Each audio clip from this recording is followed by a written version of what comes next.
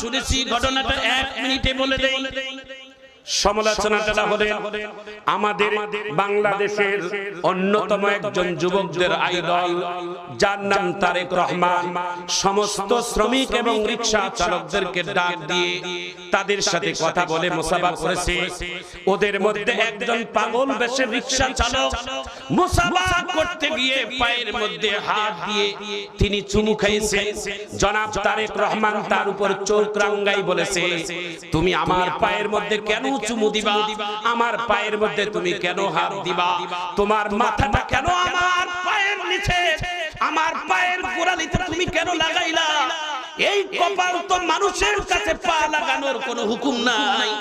এই কপাল তো কোনো মানুষের দরবারে মাথা নত করার কোনো অনুমতি নাই। মানুষের পায়ে মানুষ সিজদা করবে এটা অনুমতি নাই। বরং এই কপাল শুধুমাত্র একজনের কাছে নত